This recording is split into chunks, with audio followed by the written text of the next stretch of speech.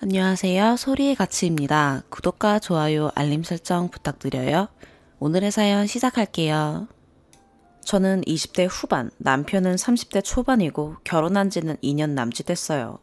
아기는 없고요. 내용이 두서없이 엉망진창일 것 같지만 양해 부탁드립니다.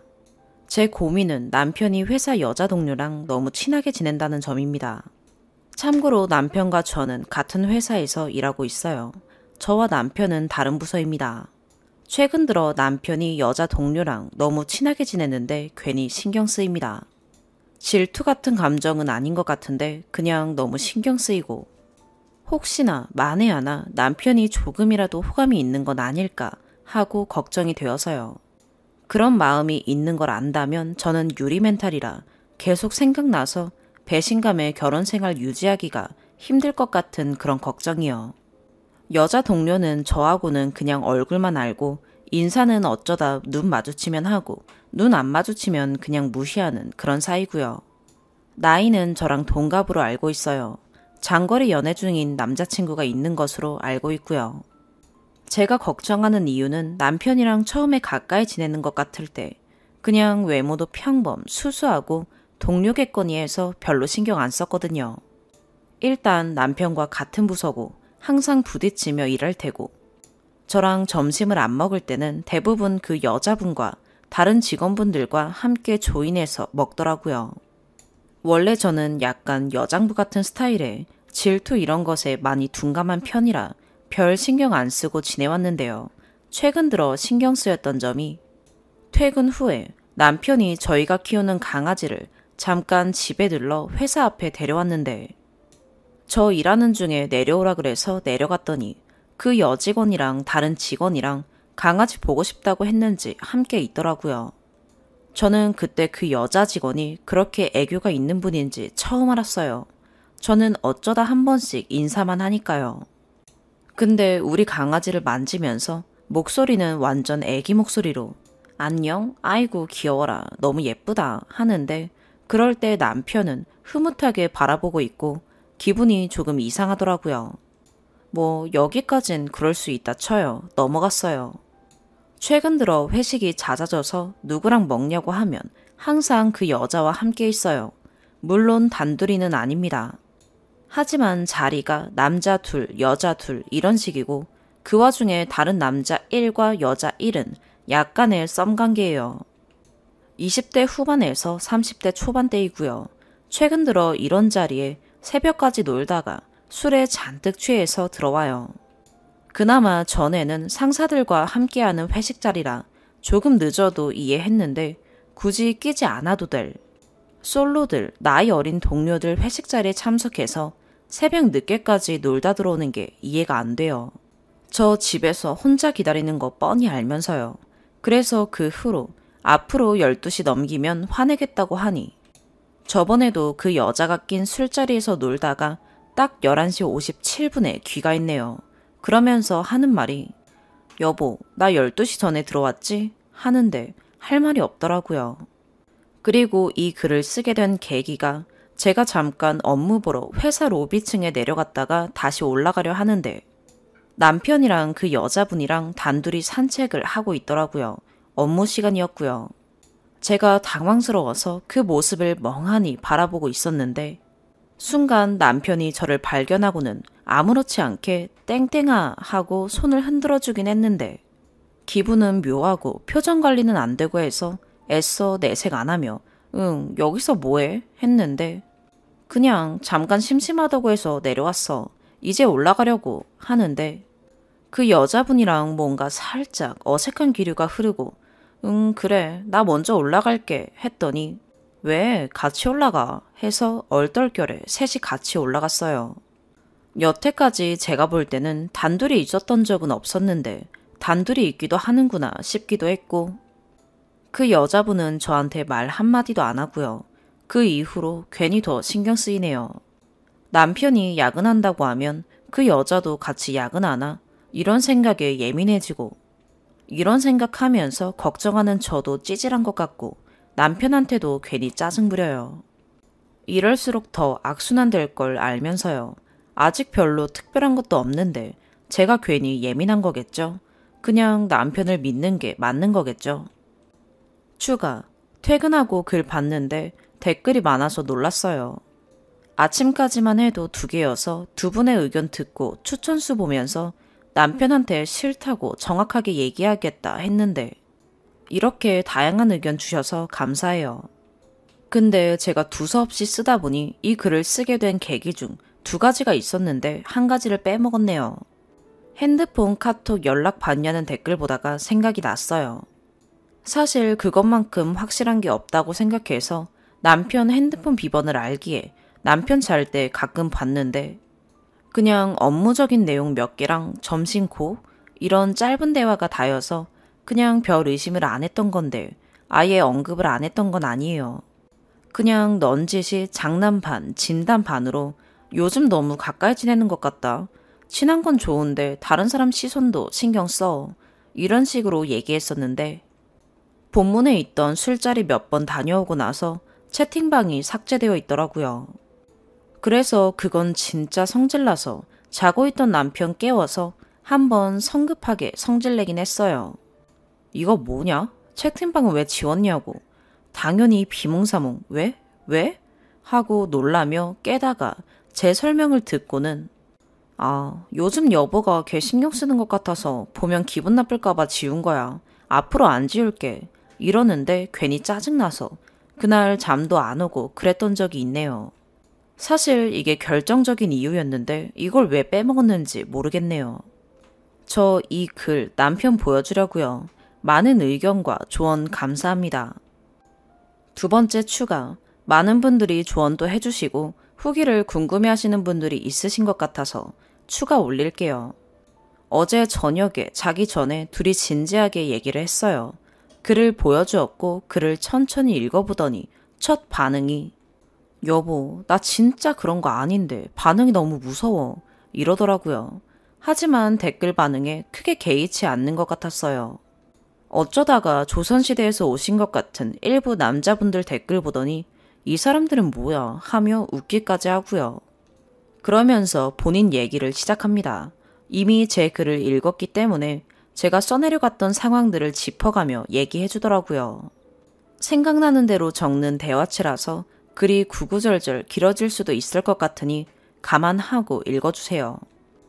강아지 보여줬던 것은 그 여자 직원이 우리 집 강아지 종류를 예전부터 키우고 싶어 하던 종이라면서 궁금하다고 해서 보여주었던 것이고 캥기는 것이 있었다면 내가 여보를 왜 내려오라고 그랬겠어 라고 하더라고요. 제 기분이 그럴 거라고 전혀 생각하지 못했대요. 그리고 부서에서는 편하게 지낼 수 있는 또래가 함께 술자리 가졌던 그 젊은 솔로 동료들 뿐이고 그 외에는 전부 나이가 많고 상사들이라서 그냥 회사 얘기도 하며 별 생각 없이 지냈던 건데 여보가 싫다고 하면 그냥 회사에서 혼자 지낸다며 그냥 그렇게 멤버로 지내왔던 건데 그냥 자기 혼자만 빠지면 된다 라는 식으로 그러더라고요. 이건 뭐 고단수도 아니고 오히려 제가 당황스럽더라고요. 그래서 얘기했어요. 무슨 사람을 나쁜 사람을 만드냐. 내가 원하는 것은 그런 것이 아니다. 내가 기분 나쁜 부분도 그런 부분이 아니다. 아예 어울리지 말라는 것도 아니다. 적어도 오빠는 가정이 있으면 어울리더라도 1차 정도만 가볍게 하고 오면 되는 거고 술을 새벽 늦게까지 집에 오자마자 씻지도 않고 바로 뻗을 정도로 먹는 것은 좀 아니지 않냐. 막말로 새벽까지 술 먹는데 내가 그들끼리 무슨 일이 있었는지 내가 어떻게 하냐. 내가 그렇게 생각하는 게 싫으면 오해하지 않게 행동하는 것도 오빠 몫이지 않냐. 나를 불쌍한 사람으로 만들지 말아라. 다들 겉으로는 내색하지 않아도 가정 있는 남자가 술자리 끝까지 지키고 하면 속으로는 날 불쌍하게 여길 거다. 왜냐면 오빠랑 나랑은 같은 회사를 다니고 뻔히 다들 아는데 오빠의 행동이 곧 나에게도 영향을 끼친다 그랬더니 맞아. 내가 너무 조심하지 못했어. 내가 자기를 너무 배려하지 못했어. 미안해. 조심할게. 이러더라고요. 그리고 카톡은 진짜 본인도 왜 지웠는지 후회된대요. 그냥 자기는 제 눈에 띄게 하고 싶지 않았던 것이고 그냥 1차원적으로 단순하게 보이면 저 신경 쓸까봐 지운 거래요. 다음부터는 절대 안 지울 테니 그냥 다 보라고 그러더라고요. 그리고 산책의 경우는 진짜 다른 직원분들에게 확인해도 된다면서 며칠 후가 제 생일인데 밑에 꽃집이 있어서 꽃 예약하러 내려갔던 거라고 하더라고요. 그 꽃집이 예약제예요. 이건 저도 알고 있어요. 옆에 같이 일하는 직원한테 이러이러해서 잠깐 밑에 내려온다고 그런 얘기 하고 있던 것을 그 여직원이 듣고 머리 식힐 겸 같이 갔다 오자고 해서 별 생각 없이 같이 내려갔던 것이고, 여보는 안 믿겠지만 그때 진짜 처음으로 단둘이 있던 거야 하더라고요. 꽃집에 예약을 하고 나서 나오는 중에 저를 만난 것이고 그렇게 같이 올라간 거라고요. 여기까진 억지로라도 납득을 했고 오해를 풀려고 했어요. 그리고 더 대화를 했어요. 내가 조금 깨른칙했던 부분은 그 여자 동료는 오빠와 나와 함께 있을 때 나를 전혀 아는 체 하지 않는다는 점이야. 표정도 굳는 것 같고. 이러니 갑자기 여기서 남편이 그 여자 편을 들더라고요. 걔 낯가려 라고. 여기 저만 이해 안 되나요? 그래서 뭐라고? 하니 본인도 아차 싶었는지 아니 여보가 무슨 말도 안 되는 생각을 하는 것 같으니까 그렇지. 진짜 무슨 그건 진짜 오해야. 그런 오해는 안 했으면 좋겠어. 그래서 아니 오빠 나는 낯가림이 없어? 내가 오죽했으면 그 셋이 올라가는 어색한 와중에 먼저 일이 힘드시진 않냐고 인사치레를 했겠어. 그 인사도 네 이런 식으로만 받아쳤잖아. 기억 안 나? 나는 낯가리지 않아서 인사를 한 거야. 나 진짜 방금 그 말 너무 충격받았어. 어떻게 내가 단둘이 있던 그 광경을 목격하고 신경 쓰였다는 말보다 그 사람이 낯가리는 것을 알아주는 게 먼저인 거야? 라고 했습니다. 진짜 그런 거 아니야. 답답해. 내가 진짜 멍청한 것 같아. 걔를 옹호한 게 아니라 자기가 말도 안 되는 오해를 안 했으면 좋겠다고 생각해서 얘기한 거야. 상처받지 마. 너무 당황스럽고 어떻게 얘기해야 당신이 오해 안 할지 모르겠어. 제 대답은 나 그 상황에 진짜 아는 척하고 싶지 않았다.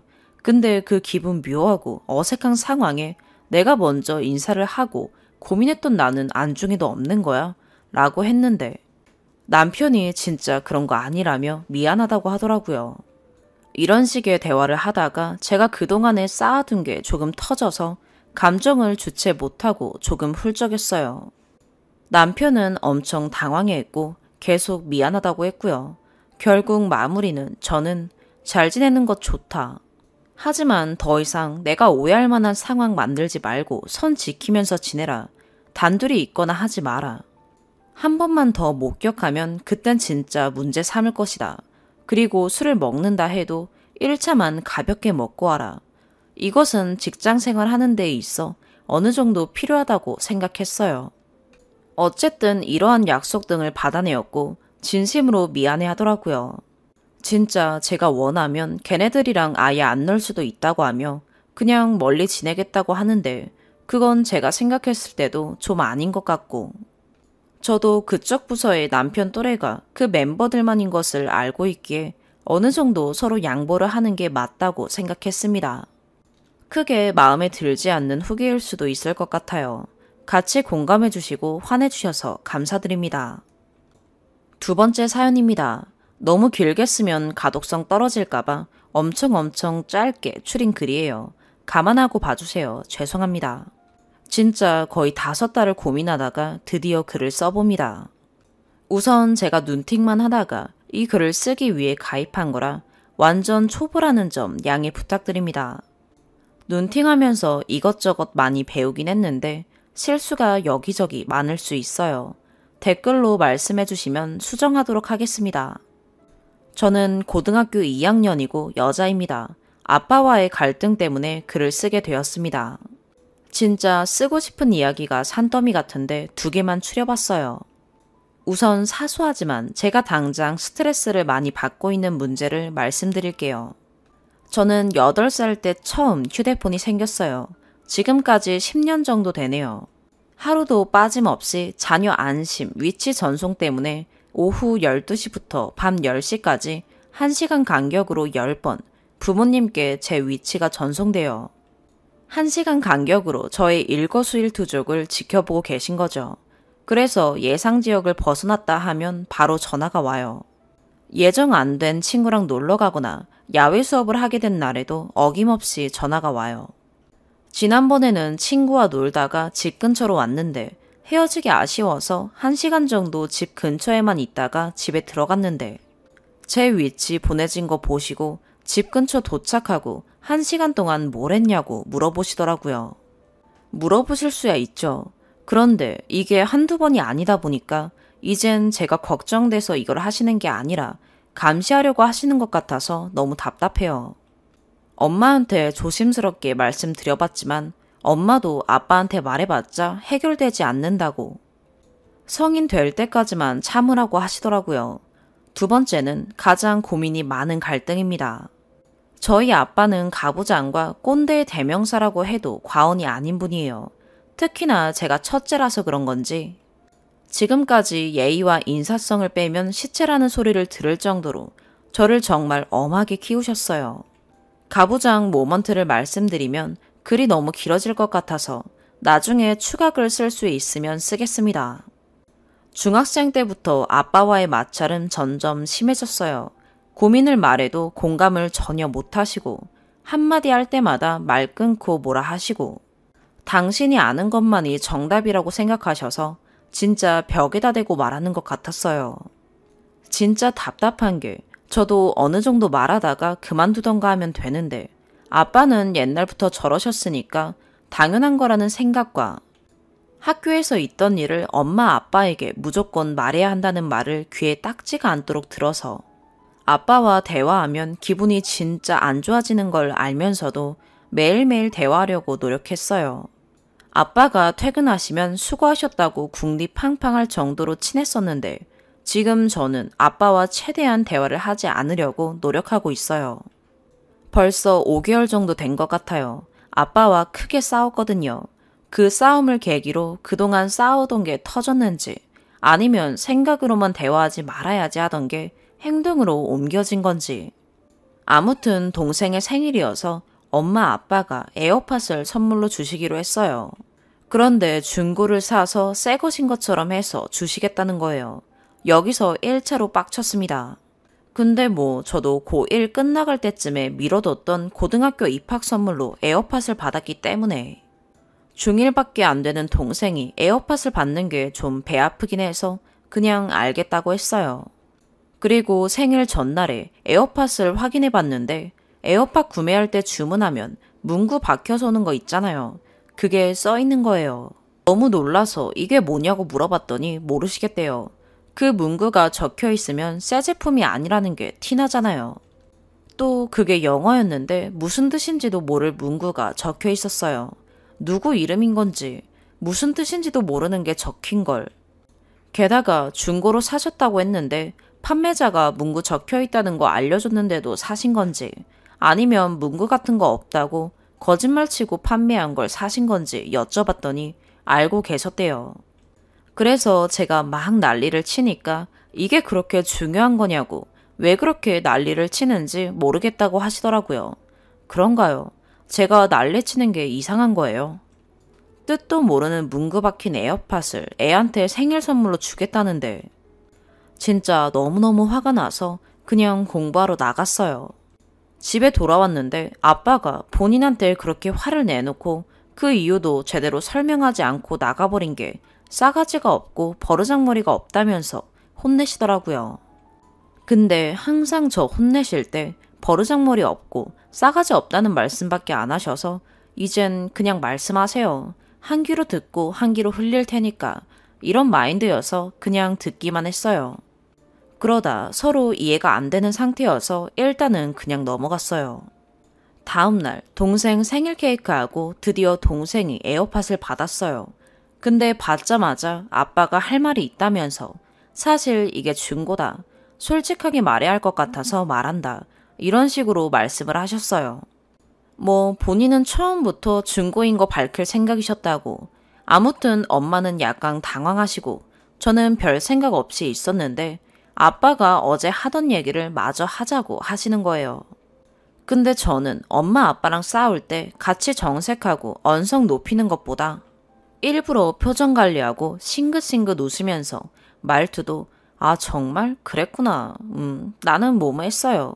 이런 식으로 정색하지 않고 장난스럽게 대답하는 게 엄마 아빠 기분은 나쁘고 제 기분은 나쁘지 않다는 걸 깨달아서 싸울 때마다 그런 식으로 하거든요. 좀 도라이 같긴 한데 여태까지 엄마 아빠 말 안 들으면 세상이 무너질 거라고 생각할 만큼 착한 첫째 딸로 살아서 요새 이런 식으로라도 반항하는 게 너무너무 즐거워요. 아무튼 계속 똑같은 말만 하는 아빠한테도 저렇게 대답했더니 예상한 대로 역정을 내시더라고요. 싸가지 없고 버르장머리 없다는 말만 몇 번을 반복하는지 너무 웃겨서 진짜 웃음 찾느라 힘들었어요. 거기다가 야, 이 새끼가 진짜 막 이러시고 한참을 그렇게 화를 내시다가 가만 안 둬 진짜. 너 진짜 아빠한테 맞을래? 맞을래 한번? 뭐 이런 식으로 여러 번 말씀하시더라고요. 옆에 있던 물건 집었다 내려놓으시기도 하고요. 예전에도 한번 말싸움이 났는데 그때도 진짜 가만 안 둬 이렇게 말씀하셨던 적이 있어서 별 생각은 안 들었는데 옆에서 듣고 있던 동생이 무서워서 울더라고요. 근데 저는 진짜 저렇게 말씀하시는 게 너무 가짠고 무섭지도 않고 그냥 아빠가 손찌검하면 손찌검 해도 괜찮을 듯하는 생각까지 들어서 계속 미소만 짓고 있었어요. 어찌저찌 해서 일단락 되었는데 몇 달 전이라 기억이 확실히 나지는 않네요. 그날 저는 아빠가 선을 넘었다고 생각을 해서 아, 내가 선을 긋자 해서 대화를 안 하고 있어요. 솔직히 아빠도 저도 먼저 사과하는 성격은 아니고 제가 아빠랑 대화를 안 한다고 아쉬울 것도 없고 대화를 안 하는 게 처음 일주일 정도는 좀 그랬는데 시간이 지날수록 오히려 너무 편하더라고요. 평소 같았으면 몇 마디 대화하고 말 안 통해서 또 빡쳤을 텐데 말이죠. 그리고 얼마 전에 제 생일이었어요. 아빠가 선물이랑 편지를 주셨어요. 혹시나 사과가 담긴 편지일까 해서 열심히 읽었는데 그냥 뭐가 문제여서 대화를 안 하는 건지 전혀 모르시는 것 같았어요. 아닐 수도 있지만요. 기대를 한 내가 잘못이라고 생각하고 앞으로도 대화 안 하고 지내려고요. 그게 제 정신건강에 더 좋을 것 같아요. 그리고 아빠가 폭력을 쓰지는 않으시는데 조금만 본인 신념에 어긋나거나 본인 의견에 복종하지 않고 토를 달면 바로 버럭하고 막 불타오르세요. 긴 글 읽어주셔서 감사합니다. 최대한 명료하게 쓰려고 이것저것 첨삭하다 보니 잘 이해되지 않는 부분이 충분히 있을 수 있습니다. 차분히 물어봐 주시면 글 추가로 적어드릴게요. 댓글 많이 달아주세요. 열심히 읽어보겠습니다. 추가. 처음에 동생한테 중고를 새 걸로 속여서 선물한다는 걸 전제하에 문구 적힌 걸 발견하고 너무 흥분해서 설명을 제대로 못 해드리고 공부하러 가버린 건 제가 잘못한 것 같아요. 반성하고 있습니다. 그런데 중고인 게 밝혀지고 나서 제가 천천히 설명을 드렸더니 이해하셨다고 아빠가 직접 말씀하셨어요. 그래서 아, 이해하신 거구나 했는데 또다시 왜 설명을 제대로 안 하고 나갔냐고 버럭하시면서 가만 안 둔다고 고함을 치셨어요. 저는 문구 적힌 것뿐만 아니라 동생한테 중고를 새 거라고 속인 것 때문에 그런 건데 사실대로 말씀하실 줄 몰랐거든요. 물론 저는 처음부터 솔직하게 선물하자고 말씀드렸어요. 그리고 아빠가 저의 잘못을 타이르려고 혼내시는 게 아니라 협박하는 말이잖아요. 그래서 웃겼어요. 딸한테 그런 말도 할 수 있구나 해서요. 그리고 장난식으로 대답을 한 거는 아빠가 막말을 하시거나 협박하면서 명령을 하시는 게 점점 심해지셨어요. 저뿐만 아니라 엄마한테도요.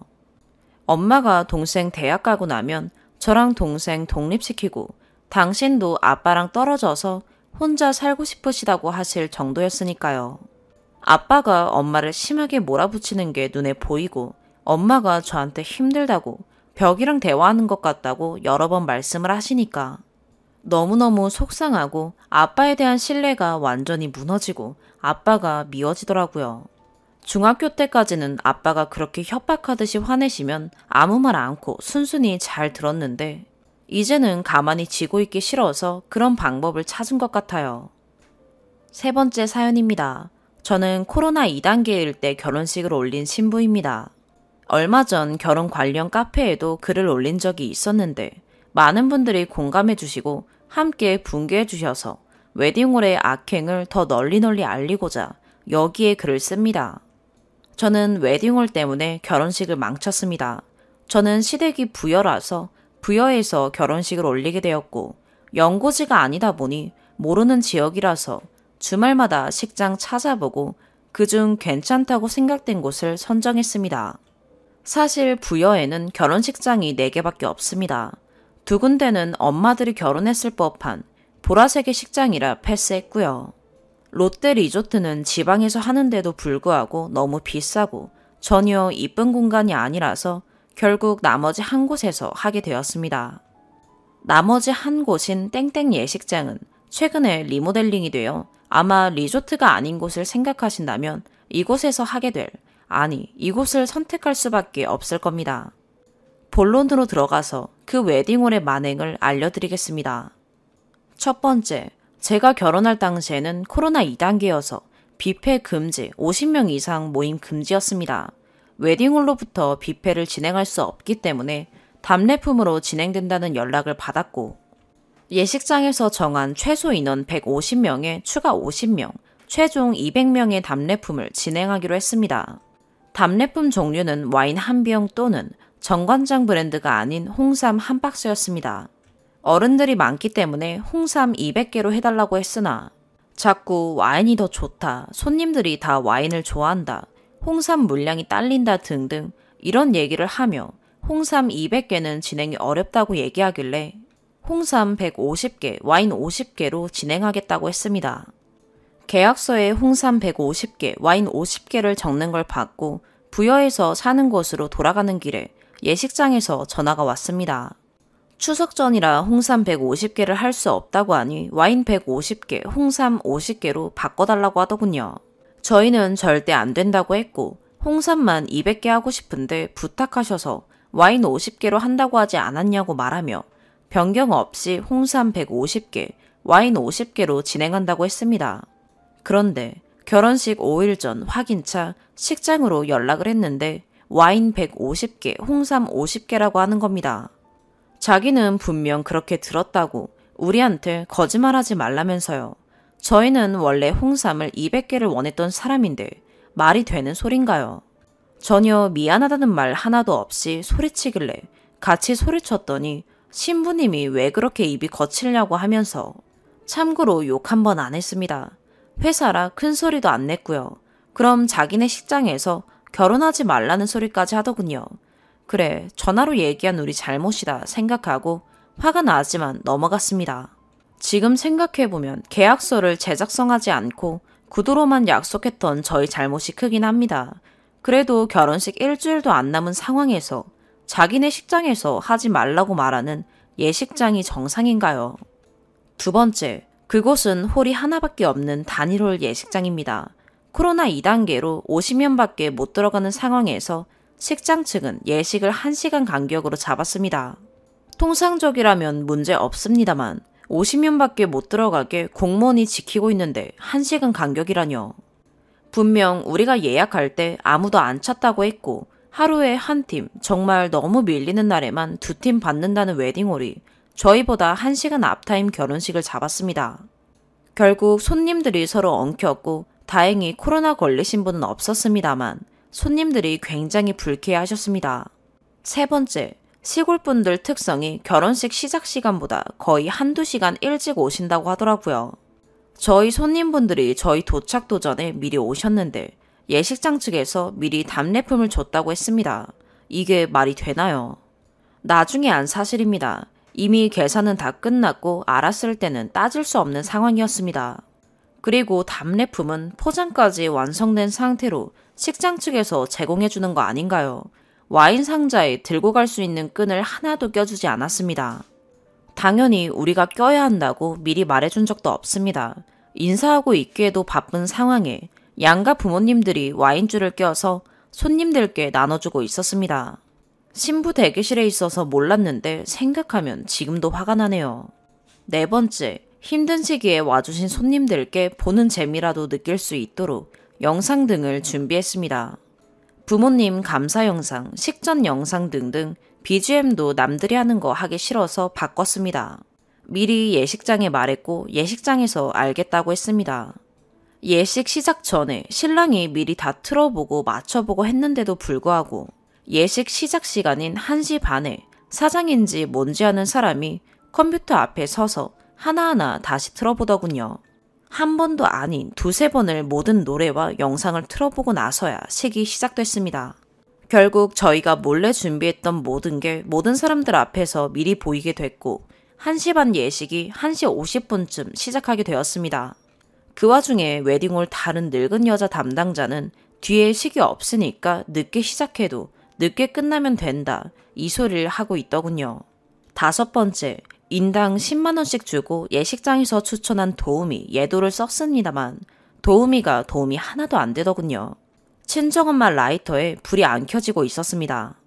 두세 번을 눌렀는데 안 들어오니까 엄마가 당황했는지 도우미를 쳐다봤는데 아무런 반응을 하지 않더군요. 결국 엄마가 계속 눌러도 안 되고 1, 2분이 지나고 나서야 단상에서 새 것을 꺼내서 주더군요. 가만히 있을 거면 돈을 왜 받아가는 건지. 6번째, 그 웨딩홀은 직원이 없습니다. 늙은 사장 1명, 그 사장의 부인인지 동생인지 모를 여자 1명, 딱 둘입니다. 그러니 예식이 매끄럽게 진행이 될까요? 사장이 노래 및 동영상을 틀어주고 있었습니다. 앞에도 말했지만 컴퓨터를 잘 못 다루는 것처럼 보였습니다. 계속 음악 틀고 동영상 틀고 등등.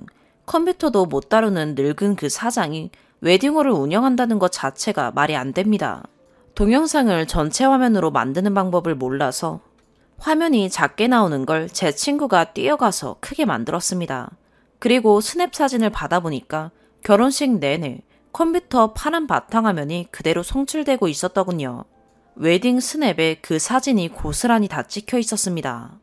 7번째, 예식이 끝나고 정말 울고 싶은 마음 억누르면서 따졌습니다.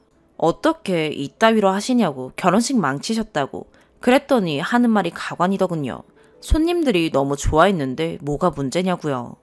모든 손님들이 제 걱정하던데 무슨 말인가요, 사장님? 다들 그 결혼식장 그날 처음 열었냐고 하던데요. 화나겠지만 시간 지나면 잊혀진다고 다들 위로하던데요. 그따위로 장사하지 마세요. 부여에서 결혼하실 분들은 절대 이곳에서 하지 마세요. 앞전에 글을 올린 카페에서도 저처럼 당한 신부들이 한두 명이 아니었습니다. 정말 선택지가 없긴 하지만 다시 한번 잘 생각해 주세요. 그리고 부여 사람들은 다 알아요. 저기 밥 최악이에요. 정말 맛없기로 소문난 곳입니다. 지들은 맛있다고 자랑하지만요. 그리고 요즘 유행하는 반딧불샷 이쁘게 안 나와요. 거기 사장님이 불을 끄는 방법을 모르거든요. 그리고 꺼주지도 않고요. 긴 글 죄송합니다. 몇 달이 지나도 잊지 못하는 거지 같은 예식장 때문에 화가 많이 나서요. 속풀이라고 생각하고 읽어주시면 감사하겠습니다. 추가, 어차피 식은 끝났고 돈은 지불했고 몇 달이나 지난 지금 왜 올리냐 하시겠지만 많은 분들이 공감해 주셔서 마음이 훨씬 괜찮아지네요.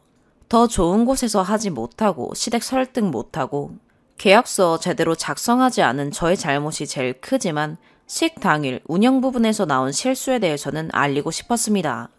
댓글을 읽고 있다가 어이없는 게 또 있어서 추가 내용 씁니다. 드레스 및 화장 관리를 위해 헬퍼 동행하잖아요. 저도 스드메 진행한 업체에서 고용한 헬퍼와 함께 갔습니다. 헬퍼는 제가 돈 주고 고용한 분이신데 저희 웨딩 사진 및 앨범들 전시해두고 상자들 정리하는 일을 헬퍼분께 시켰다고 하더군요. 그럴 거면 식장에서 돈 주고 써야 하는 거 아닌가요? 저는 신부 대기실에 있어서 사실을 몰랐습니다. 나중에 듣고 너무 미안해서 헬퍼분께 조금 더 성의 표시를 했습니다. 지금까지도 이렇게 화가 나는 이유는 식장 측으로부터 단 한마디의 사과를 받지 못해서입니다. 미흡해서 미안했다고 했다면 이렇게 글까지 쓰고 있을까요? 원판 사진이 2달째 나오지 않아 전화를 했더니 그때도 늦어져서 미안하다는 사과는 없더군요. 저 양반이 까먹었나봐 이러고 말더라고요. 지금까지 공감해주신 분들께 감사를 드립니다. 4번째 사연입니다. 말 그대로 친정엄마 장례식장에서 남편 걱정만 하다 간 시어머니가 계세요. 저는 이걸로 연을 끊을 생각까지 하는데 남편은 엄마가 일부러 그런 것도 아니고 실수한 거니 넘어가자는 뉘앙스예요. 어떤 이야기인지 말씀드리자면 친정엄마는 길다면 길고 짧다면 짧은 투병 생활을 하시다 돌아가셨는데 정말 잘 지내시다가 갑자기 안 좋아져서 응급실 들어가시고 3일 만에 돌아가셨어요. 3일 병원에 계시는 동안 저랑 동생이 교대로 지켰고 마지막 가는 길은 밤새 제가 지키고 있었던 상황이었어요. 거의 이틀 이상은 잠도 제대로 못 잔 상황이고 새벽에 돌아가셔서 꼴딱 밤을 샌 상황이었어요. 남편은 집에서 대기 중이었고 돌아가시기 하루 전은 남편만 휴가를 써서 집에서 쉬고 있었던 상황이었어요. 저는 일 마치고 엄마 지키러 간 상황이었고요. 돌아가신 날 새벽에 가족들한테 연락 돌리고 4시간 거리에 있는 친언니가 올라올 때까지 엄마를 지킨 상황입니다. 언니가 엄마를 모시고 친정이 있는 지역으로 내려가는 거 보고 저도 집으로 돌아가 일주일치 짐 싸서 남편과 같이 친정으로 내려가야 했어요. 서울에 있는 병원에서 경기도인 저희 집까지 1시간 반 운전하는데도 너무너무 졸리고 피곤해서 집중이 안 되더라고요. 진짜 여기저기 전화하면서 잠 깨며 겨우 집에 도착해 씻고서 친정으로 출발하는데 남편이 운전을 했어요. 저는 타자마자 잠이 들었고요. 평일이지만 막히는 시간 포함해서 5시간이 걸렸어요. 남편한테 미안했지만 정말 운전할 상황이 아니었어요. 평소에 친정 갈 때는 제가 거의 운전해서 갑니다. 여튼 도착해서 조문 오신 분들 맞이하고 정신없는 첫날을 보냈어요. 문제는 둘째 날인데 시어머니는 혼자 내려오기 먼 지역이라 남편 고향 친구들이 퇴근하고 내려오는 길에 모시고 왔더라고요. 시아버지는 안 계신 상태입니다. 그리고 시누이가 한 명 있는데 임신 초기라 안정취해야 한다고 안 오고 시누 남편은 그쪽 어르신이 아프신 상황이라 못 내려온다고 어머님이 대표로 오신 상황이었어요. 친구들이 퇴근하고 와서 그런지 장례식장 도착 시간이 새벽 1시가 넘었었어요. 그래서 너무 미안하기도 해서 어머님께 와주셔서 감사하다고 고생이 많으셨다고 인사드리며 식사 준비를 하는데 남편 친구들도 너무 피곤해 보이더라고요. 그래서 오빠들도 돌아가며 운전한다고 너무 힘들었겠다. 오는데 얼마나 걸렸냐 하니 교대 운전한다고 5시간 정도 걸렸다는 거예요. 그래서 제가 진짜 와줘서 고맙다. 너무 고생 많았다고 감사 표현도 했고요. 이 상황까지 남편은 없었어요. 밖에서 친구들 기다리다 엇갈린 상태였어요. 아무튼 식사하면서 이런저런 이야기를 하는데 시어머님이 그러더라고요. 너희는 어떻게 내려왔냐고. 그래서 제가 저희도 차 타고 내려왔어요 어머니 이랬더니 운전은 누가 했냐고 물어보시더라고요. 그래서 제가 남편이 했어요 라고 했는데 어머님 하시는 말씀이 혼자 운전할 거리가 아니던데 이러시는 거예요. 그래서 제가 어머니 제가 며칠 밤을 새고 잠을 못 자서 운전할 여건이 안 되었어요. 그랬더니 어머님이 또 여기는 혼자 운전할 거리가 아니던데 이러시는 거예요. 그래서 저는 또 반복했죠. 제가 운전할 상황이 아니었다고요. 이런 대화 중에 남편이 왔고 이런저런 이야기를 하는데 친구들 반찬이 모자란 것 같아서 남편이 가지러 가더라고요. 그 모습을 본 어머님이 아이고 우리 땡땡이 피곤해서 힘들겠다. 저는 정말 벙쪘어요. 그리고 한 번 더 우리 땡땡이 피곤해서 힘들겠다고 라고 말씀하시는 거예요. 그래서 저는 정말 그 상황이 어이없어서 나중에 가실 때 배웅도 건성으로 하고 친언니에게 가버렸어요. 장례식이 다 끝나고 남편에게 이 상황을 말했더니 엄마가 너한테 쌓인 게 있었나 보지 라고 하네요. 그동안 신우도 남편도 저한테 며느리 도리 안 한다고 난리친 적이 여러 번인데 저는 그때마다 도리는 내가 할 만큼 하고 있고 친정보다 더 잘 챙긴다 라고 답했었어요. 도리 운운하던 신우는 엄마 장례식장에 오지도 않고 연락도 없고 부의금만 남편한테 보냈었어요.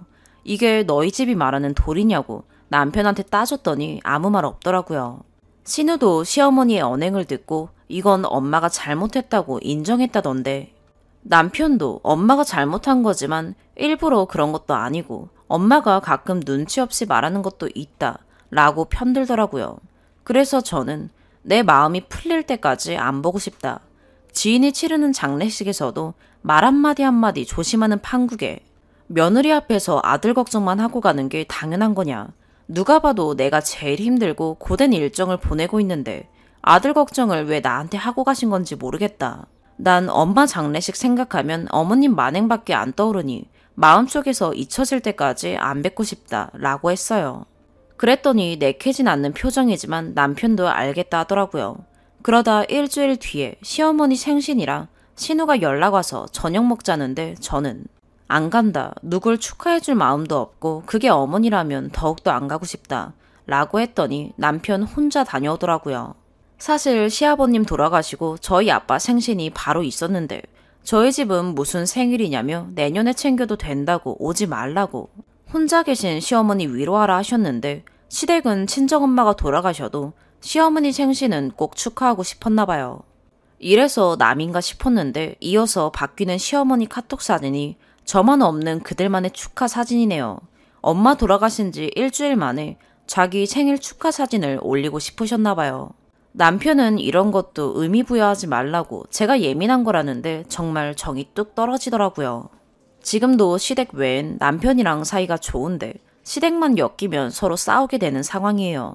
저도 알아요. 시모가 아기가 있어서 그런 말을 한 게 아니란 걸. 하지만 어른이라면 그 상황에 아들 걱정이 되더라도 그걸 상치르고 있는 며느리한테 말하면 안 되는 걸 알아야 한다고 생각해요. 자기 아들한테만 말했으면 좋았을 텐데 말이죠. 이런 걸로 인연 끊는 제가 이상한가요?